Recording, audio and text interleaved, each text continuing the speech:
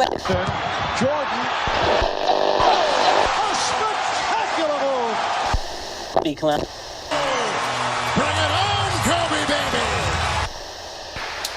Oh, he came up behind him like a librarian. He never heard him. That might be one of the craziest knockouts I've ever seen. G'day guys, welcome back to the Casual Fan Experience. Whether you're watching on the YouTube channel or listening on the podcast, it's great to have you here. Just Lukey with me today, but we do have a bit of a special guest on. So we'll replace the missing members with him today. So Luke, how are you, mate? Yeah, not too bad. Up nice and early, obviously. Unfortunately, the other boys couldn't make it, but thankfully we have a very, very special guest today who's going to make it a lot better for us. Absolutely. So we've got Paul Bamba on with us today, professional boxer. With both the Box Comedy Fury, a little bit involved in the influence boxing scene. Well, he hasn't actually competed in it yet. Has been fairly vocal on Twitter and whatnot about wanting the opportunity to get in there. So we'll have a chat with him shortly. Sounds good.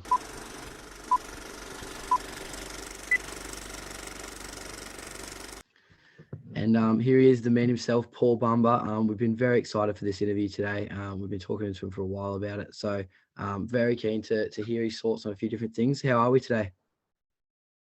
Doing great. Appreciate the opportunity as well. Thank you. Yeah, no, it's awesome. It's such a privilege whenever we can have a guest like yourself on the podcast, especially someone with such a interesting backstory to your career as well. So I guess that was probably one of the first things I wanted to ask you about, and it was kind of how did you get into your boxing career, and what made you really want to go down that path? I hadn't eaten in a while. Yeah. There was a gym long story short, there was a gym in the Bronx. They allowed you to spar. If you lasted 3 minutes, you got $10. They gave out $10 cash. So that way the fighters that they had at the time, obviously you get to practice on someone who's not as sound, I guess you could say. But anyway, if you lasted, you got $10. If you lasted 3-4 rounds, you got $40. It just multiplied. Hadn't eaten in a few days. Struggling to eat and take care of myself. I was homeless at the time. And I walked in a boxing gym. I said I wanted to try it. They said it's for people that can fight. I was like, I could fight. I could not fight. But I got to eat. I lasted the 3 rounds. I remember distinctively, I went and grabbed like a slice of pizza and a Welch's grape juice, and I ate it. I felt like Superman. I went back in. I lasted 3 rounds. And from then on, this guy, Aaron Davis, he's a former world champion. He's like, you're crazy. Yeah. And he said, come to the gym tomorrow. He's like, you don't have to pay. And I was like, all right, cool. Shit, that's awesome. Yeah, I did a good job. I held my own with some people that had a lot more experience than I had at the time. Once I had some food in my stomach, I did a lot better. Yeah. I just never looked back. I struggled to be good at boxing at first. I wouldn't even say I'm good now. I'm starting to get it together. But I struggled to get like the basics down. So I was able to learn, if I can't fight, I could train people, which I became very good at. Yeah. And when COVID 2020 happened, I decided hey, why not just chase this dream? Everything's set up. You never know if you're going to be able to or have the time for it. Because when COVID happened, we all had time for pretty much anything. Absolutely. And then January 9th of 2021, I think, I decided to go. I had decided earlier in the year when COVID happened, but January 9th, 2021, I turned pro. I liked it. And I stuck to it. But it was mainly a way to feed myself and to learn a craft and to stay out the gym because I was homeless. So I just hung out in the gym all day and I got to learn something and got to apply the anger I had and put it towards something positive. Yeah. Yeah. No, that's awesome. Sick. It's a pretty common theme we hear with people that are in boxing, just the idea behind them getting something out of boxing that's really positive, which is cool, and it's always good to see. Was there a moment early on in that time or even later where you're like, oh shit, maybe like I don't know whether you just got your ass whooped one time or like in training or something, you're just like, oh shit, like this is for real. Every day. Yeah. Where I started boxing, it's still very rough there too. This is like 6-7 years ago though, but it was in the Bronx, so it's a very tough community. And there's not a lot of like working with each other. It's kind of like go hold your own. If you get knocked out, I remember I used to get my ass beat so much that sometimes I would forget my mouthpiece. And then one day, Aaron's like, all right, cool, I got paper towel. And I was like, what? And he put paper towel in my mouth and he made me spar. I never forgot my mouthpiece. So yeah, like oftentimes, but my life was really crappy before I started boxing. So the fact that I knew I was learning something and it could take me somewhere, and somebody that had won like the Golden Gloves, it's like a big amateur competition in New York or throughout the state. But if they were spending that much time on me and wanting to help me out, to me, I'm like, hey, this is it. Like, you're either going to train people, or you're going to fight, or you're going to do both. But like, boxing is for you. And I can't lie, I saved my life. Hard-headed when I was younger, so it kept me out of trouble. That's awesome. Fast forward, I suppose, a few years, and now you've got the big thing I suppose has put you in the spotlight at the moment, a little bit, particularly on social media, was the whole Tommy Fury, like the fallout of that and everything. Before we get into the actual fallout, how does a fight like that even get to the point where like contracts are signed and you're there? Like, talk through the process of like, did they call you or what was the? Yeah, they called me. So I had a fight that I was supposed to win, but I lost. Like, I have 2 losses on my record. One was from me being stupid, and then one back in August, I just genuinely lost. Like, the kid he had fought like 6 times in probably like 6 months, so he was just a lot sharper than I was. He had a better night. And because I lost, I got a call. So I was excited. I didn't really lose because I held my own. It was a split decision. It could have went either way, but the kid was the hometown favorite. Then I got a call. Serafina, she's a boxing manager. She asked me, hey, do you want to fight Tommy Fury? And I was like, hell yeah, I want to fight Tommy Fury. I've been talking about kill the kid, like, great. And then gave me the opportunity. And like a week later, a contract was signed. I thought it was just one contract. And then I just started training for it. I was like, this is life-changing. You have 2 losses on your record, but you actually want to box and take this seriously. So like, that shit doesn't matter. It just matters you go from here, you know? So I put everything into it. I moved to Vegas to train at Salas Boot Camp. He trains a lot of world champions. If you guys like know Joe Joyce or Ugas or yeah. It's a very good boxing coach, good boxing academy. Absolutely. So I uplifted my entire life so I could go spend about 2.5 months to go get ready to fight Tommy. And then shit just got really weird. It got so weird. So you think that, like, obviously as you said, that loss, because I know Tommy's, I don't know what your opinion on Tommy is, but his record is obviously, as a lot of boxers do early on, you know, filled with guys that their records aren't as great. Do you think it was that was the reason that they sort of thought, oh, you know, coming off a loss to pick you? Oh yeah, 100%. That's the way boxing works. I've never seen somebody fight somebody that had like 100+ losses. I think that's weird. On Twitter, if you look at my opponents versus his opponents, my opponents have more wins, way less losses. I've fought better competition overall. He's fought like built up guys that have fought literally nobody but had like an undefeated or 1-loss record. I fought people that have contended for world titles. One person, I whooped his ass too. So yeah, I think that's why I got picked. I think the energy I exuded while we were in Dubai is part of the reason stuff went downhill. Because like the night before the weigh-in, they called me and like, hey, you got to make weight. And I was like, okay, I already knew that. That's kind of the way it goes. But they stressed it, and I was going to come in a pound or 2 heavier because I looked on BoxRec, and the man has never been below 177.5 about.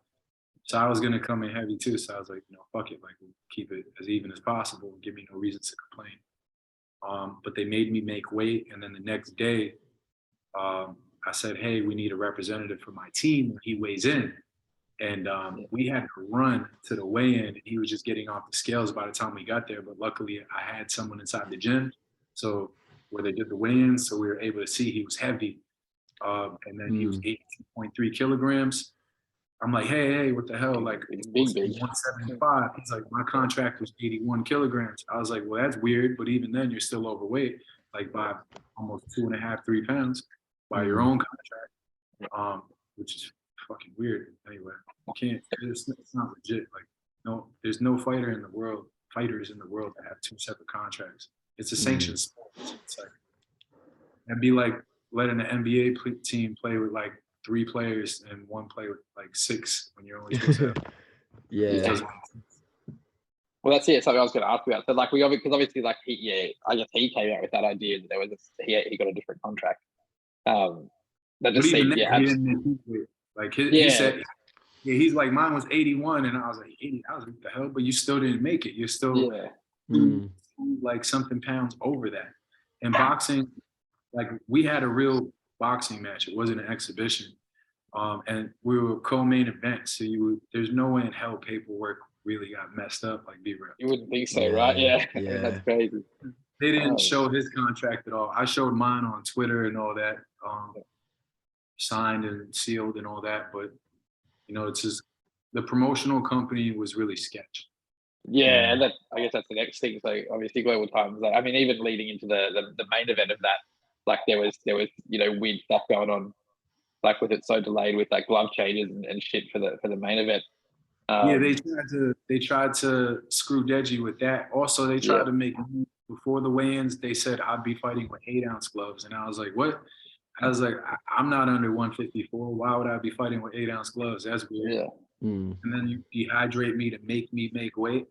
Because like I was dehydrated as hell, like come the day of the weigh-in. Like I was licking my lip, like it was bad. Like if you watch the interviews at the weigh-in while Tommy's good, I'm like constantly licking my lips like I'm dying. Yeah. So it was just, and then they had Jake Paul come in. So it was kind of like, you guys want me to be like some sort of martyr. And I didn't come over here with the mentality like I just want to check, because the money didn't matter. The opportunity mattered, Yeah. Cool. Yeah, for sure. And Tommy's a beatable guy. So it's not like, he's not really dedicated, and he's not that good. And I think once he gets his Jake Paul fight and I end up knocking out Anthony Taylor or something, then he'll have to fight me. I'm looking forward to. Eventually, we'll cross paths. Yeah, sick. So what is Anthony Taylor the next in line? Is he? Is that what we want? Me personally, I do just because I know how the general public works, and if you do something that someone couldn't, then it becomes like a thing where people want it, and it's more likely to happen. I would knock Anthony out 1,000%. I'm like the only person he doesn't talk shit back to, which is that's a good sign. Very vocal with everyone else. Yeah. But no, so we've been in negotiations. We threw a few things at Woodley that could potentially happen down the line. Chris Avila is a possible opponent if or John Gotti III as well. These are all possible guys for me. And then based off how I do with one of these 3, well, I mean, Woodley, I don't really need a bigger shot after that. It's pretty Yeah. But based how I do off like Chris Avila or John Gotti or Anthony Taylor, it provides me a bigger opportunity now that I'm still in the regular boxing scene, but now I'm like, I guess you could say I'm kind of in the crossover scene. Yeah. But I'm only kind of picking on real boxers though. Like Anthony's a real boxer, so if he says they got a crossover, it's like no. You've already fought too many boxers. Yeah. But yeah, I would say if I can't get Anthony, I'll fight one of his people that he fought. I'll knock them out because Anthony don't really have any punching power. One thing I know about me is I could punch. Tommy knows I could punch. If you notice during the press conference, his dad made mention that they know I can punch. I wasn't just there to be there. I was there to I don't want to keep swearing, sorry, but I was there to do No, go. No, it's all good. That's all I want. I just want an opportunity to happen. I know Mams has been talking to me. He's been really cool about keeping me filled in and letting me know who he has talks with to see where I'm going next. And they invited me out to London, so I'll be in London to see my boy Dylan win. Yeah. You reckon Dylan winning? Is that the prediction for that one? Yeah, 100%. Yeah, Dylan talks a lot of shit, so people sleep on him. But Dylan trains. Dylan trains. So like, as much as he's on the internet talking shit, he trains very, very hard, and he doesn't have to do anything else in life but train.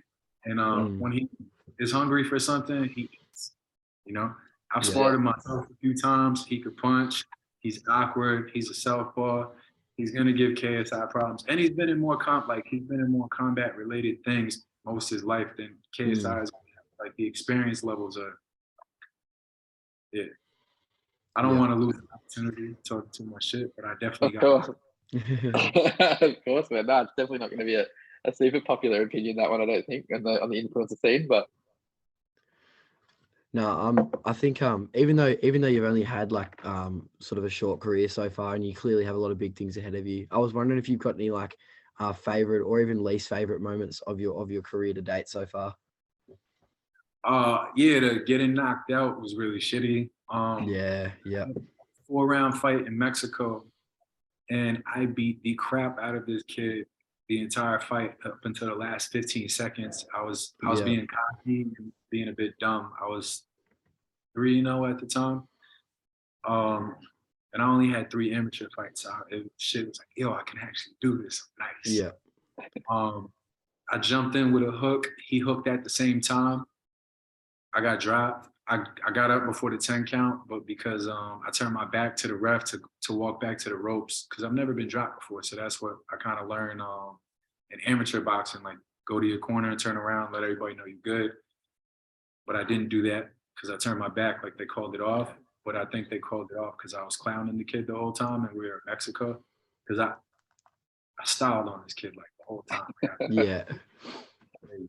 That would be my least favorite moment, because that was when I learned that when you lose in boxing, you lose whoever's supporting you, you lose about 80% of it. Just because you lost. No matter how big, how small, like, you lost. Like, you got to get it back before you can talk to people. Yeah. I didn't experience it too much. The second loss I got because I got the opportunity with Tommy, so no one really cared.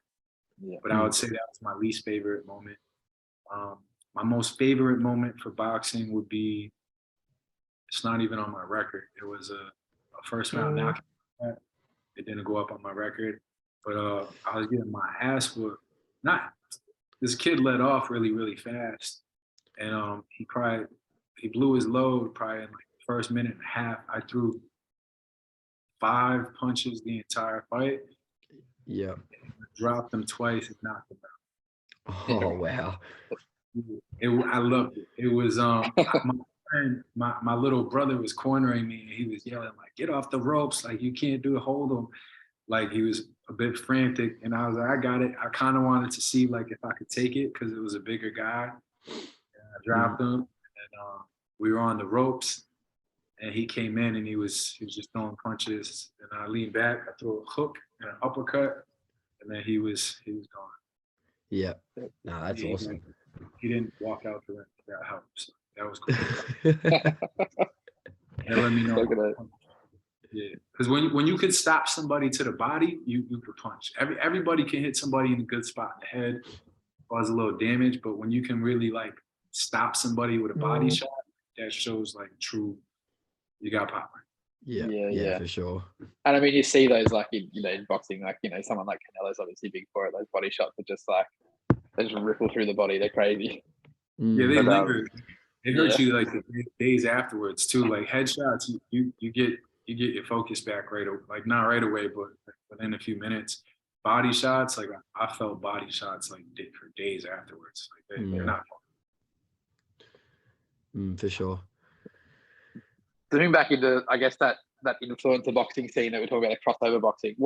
It's interested to get your opinion on the whole scene, like the scene as a whole, because I guess even for us, like I sort of pretty mildly followed boxing for a little while, but then with obviously seeing some social media creators and stuff getting involved, you know, I tuned in a little bit more because I thought, you know, interesting to see these people getting involved. But from a pro boxer's perspective, I know it's a bit of a, you know, controversial kind of thing, I guess. But what's your thoughts on the whole scene?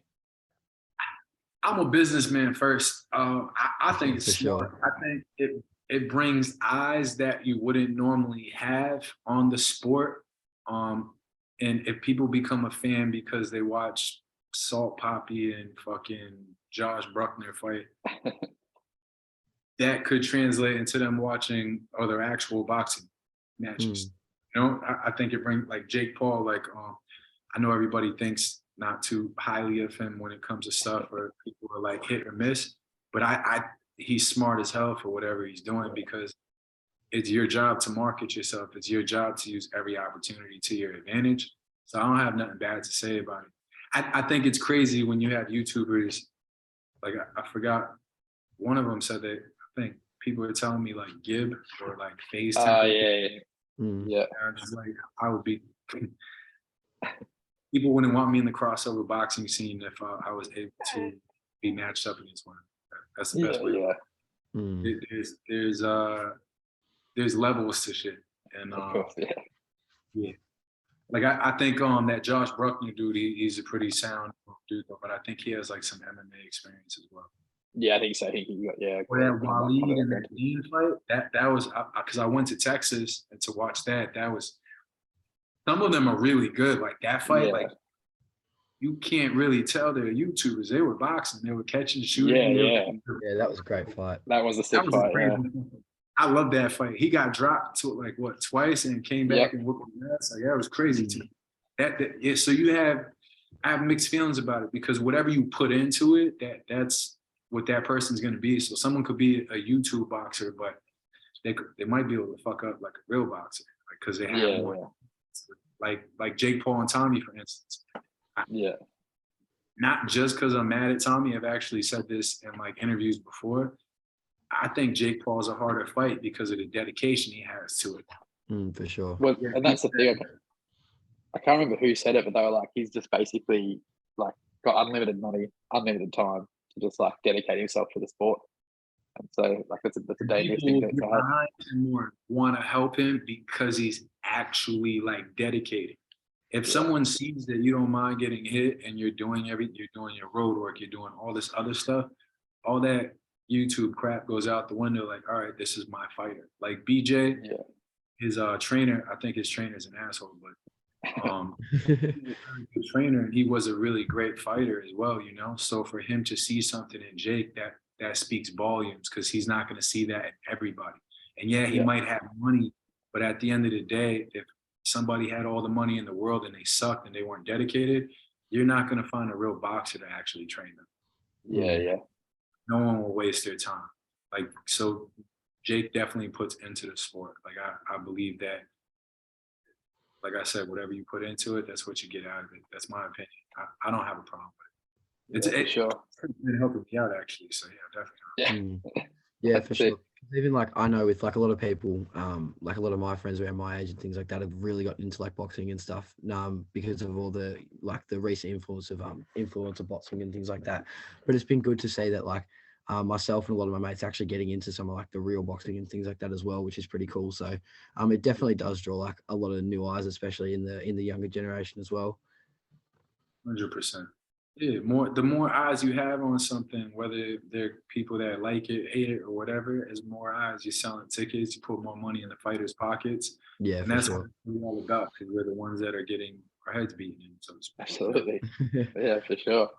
No, it's one of those things. I think like it's a bit of a lesson, I guess, for I think boxing for a little while there was like just getting a little like not stale, but just like the presentation of boxers, like they were there, like very business, like there to get the job done, and that's cool.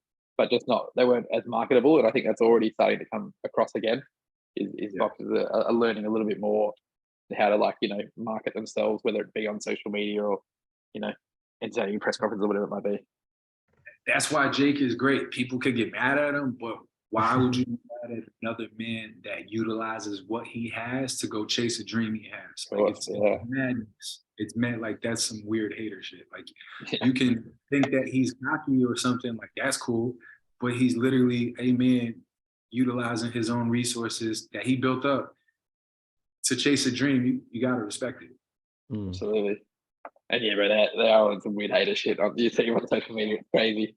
So there's some people going, it's actually mad.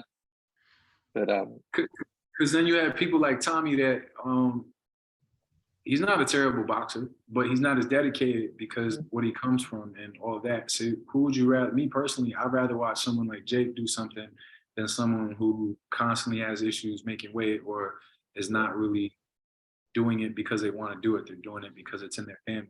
Yeah. And like I mean, like his brother is the man. You know what I mean? Yeah, absolutely. Doesn't always translate to everyone else. But I was also, as like obviously you had one of the like a pretty inspirational story to start off your career. I was wondering if you had any advice for like young athletes trying to like make a career out of the thing they love, whether it be boxing, whether it be any other sport, or even just in general. Just any advice for young athletes and stuff trying to make their way into their careers? Oh yeah, simple. Just keep going. Yeah. Don't listen to your friends or family when it sounds too crazy. Keep going. I've lived on trains. I've slept in Central Park. I've been woken up by police because I've damn near frozen to death. Like all to chase a dream that I found like after a while was worthwhile. And it paid off. Like, I can't think of any person that doesn't come from money that has become successful, that hasn't had a hard time and just saw it through. That's what I would say to younger people, regardless of if it's a boxing or if it's in school or anything. If it's something you actually want to do not let up. Just keep going, because eventually this shit will get right. We're all creatures of habit. The more you do something, the better you're going to be at it. It's never the money. Money is just a byproduct of being good at something. So if you're good at something, then money's going to come. So don't sweat it. Like focus on the journey, like Kobe Bryant said, and not the destination. Because when you get to the destination, it's like, damn, what do I do now? I just realized this dream, right? And then you can laugh about all the stuff that was a struggle. Yeah. Like I used to go leave the gym to go eat at soup kitchens, or like I would say I was constantly cutting weight because I would have like maybe a handful of lettuce and some almonds, and that's all I had to eat for a few days. Yeah, just don't stop. As long as you don't stop and you're genuinely like into what you're doing, no matter what it may be, you're gonna make it. As long as you don't stop, you're genuinely. That's the biggest part no one realizes. You gotta genuinely like what the hell you're doing. Because if you're not, you're gonna be miserable, and then you should quit. Like find something you like. That's awesome. It's not bad. Last thing I wanted to ask, talk us through Trifecta Strongman. It's just obviously you, like I saw it only on your email, to be honest, because what like triggered you. I was like, oh, I wonder what that is, and I googled it. Trifecta Strongman stuff. Talk us through that, the inspiration behind that, and what it's all about. So Trifecta, it's like a fitness company. It's not like a fitness company. It's a fitness company that so I've always been very big on, and I guess it's kind of aligned with what we would tell younger athletes or just aspiring people with goals, is if your mental's not right, nothing else is going to be right. So we focus on sport, mind, and body. So look the way you want to look, work out for whatever sport that you have, like, be specific, but you need to take care of your body, you need to rest, and you also need to take care of your mind. And if you can encompass all these three things, you can be a complete athlete. I strongly believe that. I learned a lot when I was in the Marine Corps about mental fortitude. It's probably why not too many things shake me up nowadays.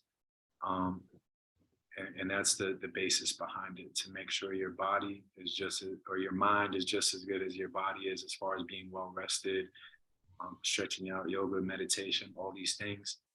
And then making sure you can kick ass in whatever sport you're doing. No, that's sick. Oh yeah, I suppose one more thing. Global Titans pay this man. I would love to get anybody. They actually no one else knows this. So I'll tell you guys. It's exclusive. Fucking know. So they tried to settle with me. We started at $5,000. I told them to fuck off. Eventually, the offers got up to 35,000. Right? This all sounds good, but wait. And an extra fight with Harley Ben, who's like 2 weight classes smaller than me, so that doesn't even make sense, for another 30K, so about 65K. Sounds like a great deal. Here's where it goes to shit. No specifics on when I could fight again. And if I lose from now till then, that Harley Ben offer goes away, right? Yeah, right. Yeah. 35K goes away. That 35K that they offered to reimburse me or whatever needs an extra 60 days from to be wired into my account. And no promises on when a contract would be sent, but I needed to show good faith and keep my mouth quiet until I received the contract. Yeah, right. Yeah, wow.